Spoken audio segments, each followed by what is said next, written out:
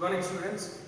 So, as a part of virtual demonstration of lab experiments, so here I am going to explain the pulse width modulation and pulse position modulation experiments.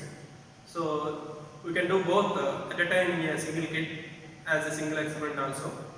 So, here before going to understand all these things, first of all we need to know what is a PWM and PPM and what will be the waveforms of PWM and PPM modulation signals. So first we will see that, and later we are going to observe what are the circuit connections and how to observe the waveforms in the CRO and then how to analyze. So here, if you observe these waveforms clearly, there is a message signal which is generally a sinusoidal signal, and instead of a carrier signal, here we can clearly observe there is a clock signal. This is the main difference between analog modulation versus pulse modulation. So, pulse modulation techniques are called as PAM, PWM, PPM. Analog modulation techniques or continuous modulation techniques are simply AM, DSB, SSB, FM, etc. So, in all those, in place of carrier signal, again there is a sinusoidal signal. But here in pulse modulation techniques like PAM, PWM, PPM, in place of sinusoidal carrier, we must use periodic clock signal. This is a clock generator. So that is only the difference. So this is what the carrier signal or a clock signal. What is the pulse width modulated signal? Here the pulse width modulated signal is nothing but the pulse of the carrier or the pulse width of the carrier. This is what the pulse width. The pulse width of the carrier increases or changes according to the message signal amplitude. For example, if the message signal amplitude increases, the width of the pulse is going to be increased. If the message signal amplitude decreases, the width of the pulse is going to be decreased. This is what the pulse width modulation. Then coming to the pulse position modulation, that means the position of the pulse, the position, not the width. Width is constant, but what is the position? This is what the position of the pulse. Here it is started. And here it is started. At this particular time instant, the third pulse started. At this particular time instant, fourth pulse started. That means these positions are going to be changes at the output after the PPM modulation. For example, if you observe this PPM output, they will be having pulses, but not like this, but these pulses are located at different locations. Here the location in the sense all are with respect to time only. At different time instants, we are getting the pulses at different locations.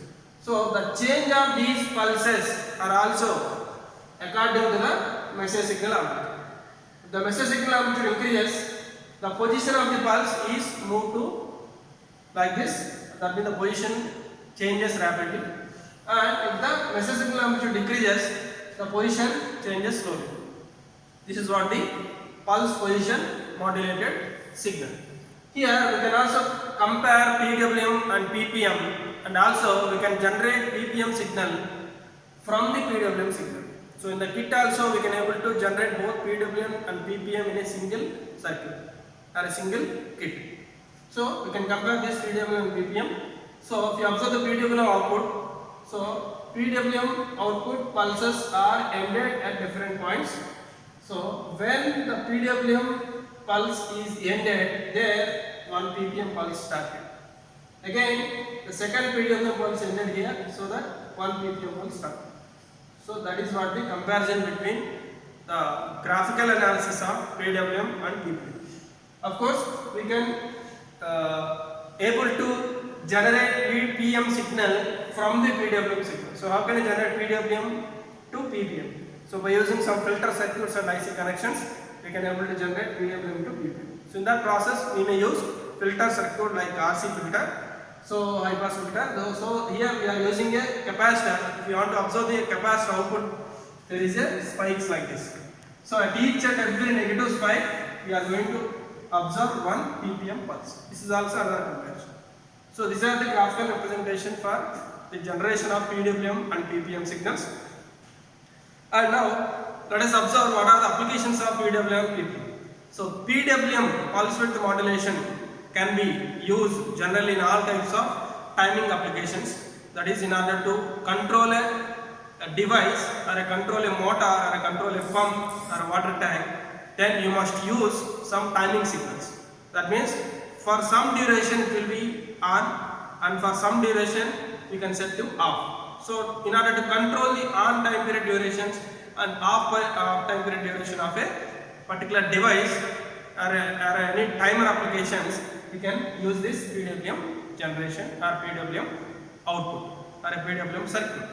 Similarly, PPM circuit or PPM modulation can be used in RFID applications, satellite applications and all other IC circuit applications. Okay, so these are the analysis of graphical analysis of PWM and PPM and how they are generated and how PPM is generated from PWM and different applications. So now we are going to circuit connections and you are going to observe practical outputs in the CRO screen. Okay. Now coming to the circuit connections, this is what the kit which is used to generate both PWM as well as PPM kit. Now as you know that for any modulation we need to have message signal and a carrier signal. So here this part is nothing but the message signal as a signal generator having 1 kHz signal source, and this is what the carrier signal. So here it is a pulse modulation, so in place of carrier we have a clock generator. From this clock is generated, message signal. So both will be connected to the modulator part. Finally the output will be PPM output, but intermediate output is nothing but the PWM. Both will be, you can observe here. So after that there is a demodulation process. This is very simple process. So now first the CRO probe I am going to connect to the message signal. This is what the message signal. So in the CRO screen you can clearly observe there is a message signal. It is a sinusoidal wave. You can able to observe amplitude, time period and frequency of this message signal. Of course you can able to adjust the amplitude also. You can change the amplitude in the kit. So next observe the clock signal. This is what the clock signal, and what is the frequency of the clock signal? Here it is mentioned as 8 kHz. So it is a fixed value 8 kHz clock signal. So you can say it is a clock signal or a carrier signal. So as you know that frequency of the carrier must be high compared to the message signal, so it is always high. 8 kHz is very high compared to 1 kHz. Now coming to the circuit connections, so it is very simple connections. Connect the message signal to the one of the input of modulator and carrier signal to the other input and observe the modulated output. Here what is the modulated here? There are two modulations we can observe here, PWM and PPM. So here it is clearly mentioned that PWM output at this particular pin TP2, if you connect this CRO probe to this particular point, then you can clearly observe the PWM output. You closely observe the CRO screen. In that you can clearly observe there is a width increased here and less width pulse here, less width pulse here, more width pulse here. That means the width of the pulse is going to be changes according to the message signal amplitude. So of course you can easily compare with the message signal and how message signal increasing and how the pulse is changed, pulse width is changed. So this is the intermediate output. You can clearly observe the PWM generation or PWM output. Next, after this there is a filter operation. So here we have a capacitor. If you observe the capacitor output, you can able to observe the spike waveform.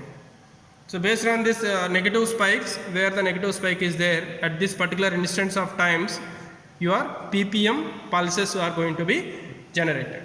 Now finally I am observing PPM output.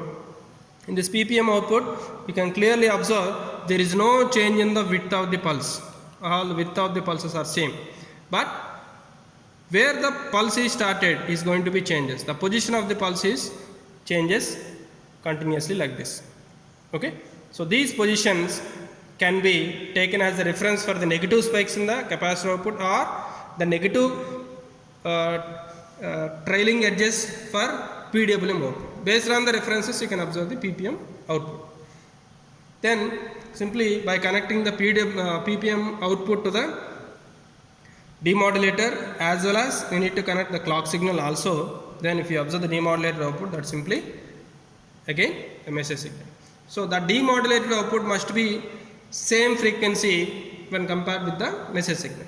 The frequency must be same, but of course the amplitude may be reduced.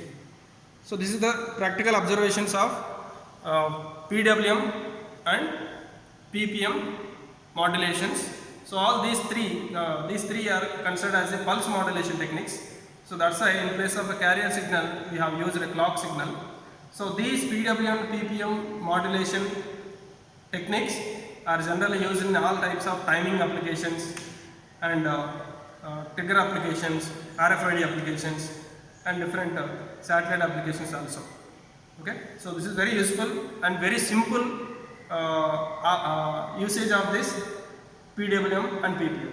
So generally while doing any projects by using Arduino or any other microcontroller based projects, so then generally we come across the usage of PWM signal in order to control the DC motors. So this is very useful, and this is what the practical observation of output waveforms in the CRO side. Thank you.